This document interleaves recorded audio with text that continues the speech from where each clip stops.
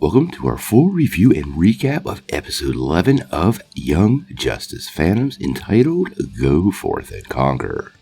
The battle between chaos and order has escalated into a full war, and this week's episode sees some rather interesting turns, along with a full explanation of our favorite dad magician, Zatanna. Let's take a couple minutes to do a full review and recap of this carnage-filled episode.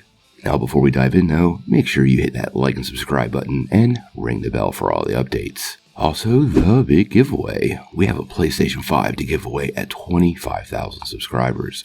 All you need to do to get in on our giveaway is be a subscriber and leave us a comment. Also, while you're at it, make sure you check out that free Week of Skillshare down below. It's a pretty cool way for you to develop all of your superhero skills for that never-ending war on crime, all while not diving too deep into your pocket. Plus, it really does help the channel, so we really appreciate it. Well, after last week's episode, you had to wonder if chaos could expand any further, and it clearly has. We're going to dive into quite a few spoilers in this recap and review, so if you haven't seen the episode yet, I do recommend you click away, go watch the episode, and then come on back. Now, the apparent death of Teagle and Clarion'S Dismissal was, well, child's play compared to what she was about to unleash.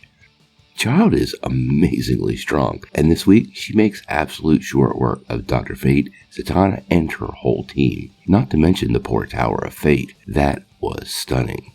I never remember Clarion having this level of power. Again, remember she said she was all the Lords of Chaos, so I'm really starting to wonder if she's taken all of their power. Now, one of the most interesting things about this week's episode, though, was Clarion'S Dismissal gives us a major answer to the riddle we've been talking about for weeks. The magic bus. Clarion is seeking help, and the bus is the path. Now, this was pretty hilarious, and it was a great reveal, finally knowing how the bus fits into all of these pieces. Short version is, Clarion possessed the bus, and is trying to connect with certain heroes in the timeline. Because this has been such a popular topic, we're going to do a full breakdown on the bus and talk about this in a few days, but I was glad to finally understand what's going on with the school bus and why we've been seeing it all these years. Now, the episode did see a good bit of action and lots of carnage, with a big portion of the episode following Zatanna, Fate, and her crew in pursuit of Child and Flaw. Always a step behind the carnage Child seems to deliver all over the globe, and that carnage is staggering. They even have to enlist the help of the Justice League and are barely able to keep up and save as many as possible. One of the highlights were all the guest stars in this episode, but no John Constantine, boo. But we did get Blue Devil, as well as 3 generations of Wonder Woman in action. Diana, Donna, and Cassie together, which was pretty awesome, and I think the first time we've seen Donna Troy in any action at all in the series. Now, there were multiple battle scenes featuring various Justice League members, and even a few villains, and nobody seemed up to the challenge of facing off with Child. Now, Zatanna's team had a smaller but important role this week, and I think there were 2 big things to take away.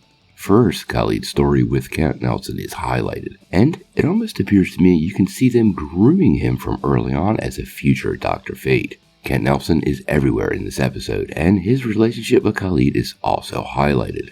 More interestingly, though, was Mary Bromfield's quote-unquote magic-sucking ability. When she drew out the power from Khalid and Tracy to defend the team, even in desperation, it was so clearly wrong. And I don't know about you, but this clearly looks like seeds for something more sinister down the road, especially based on the reaction of her team members and Zatanna's sort of worried looks.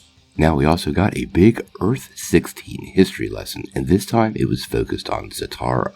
His magical path and family history is given a really deep tale in this episode, a character I honestly knew very little about before Young Justice. We learned about his relationship with Kent Nelson. The original Dr. Fate is far-reaching. We really did get to know the real Zatanna, not the Justice League member or the current Dr. Fate, but the real man. He is a much more complex hero than I realized, and I think many people will feel the same. We also delve deeper into his faith as motivation for his actions. I really enjoyed this dive into his heart, and it gives a lot more context to Zatanna too, seeing her full childhood history, as well as his relationship with Kent Nelson, oddly who appears multiple times in the story, and at very, well, specific and strategic time. This history lesson gives us all the pieces and sacrifices that he made, leading him to becoming Dr. Fate and keeping his little girl safe. The climactic battle here with Child taking on the combined powers of Fate as Zatanna and her team prove her absolute supremacy of magical power is very real.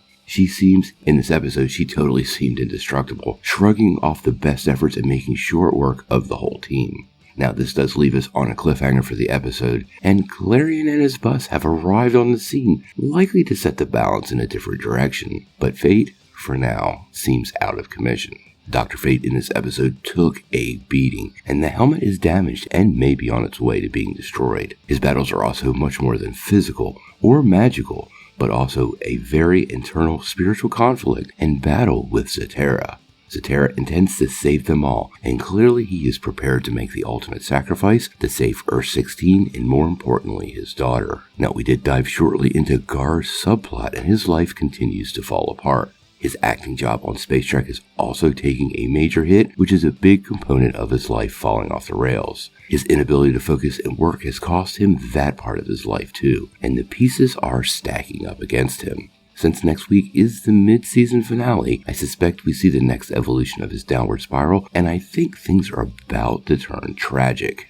Like pretty much every other episode of this season, the animation, sound, and music this week were stellar, and the high level of action highlighted a lot of the new animation. I had a really good time with the episode, and I'm going to give this week's episode a 9 out of 10. Probably my favorite so far in the magical arc, and made me pretty happy this arc has been extended to an extra episode. The showdown is about to happen, and I'm completely baffled on how they will even impact Child in the slightest.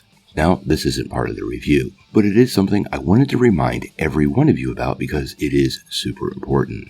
Next week's episode is the mid-season finale, and a campaign is being organized to help get the show renewed. Now, a couple days ago, we did a video about this talking about the Renew Young Justice hashtag, but here's a quick summary if you don't want to check out the link down below. On the 28th of December, when the mid-season finale airs, many fans are going to take to social media and create Young Justice posts with the Renew Young Justice hashtag.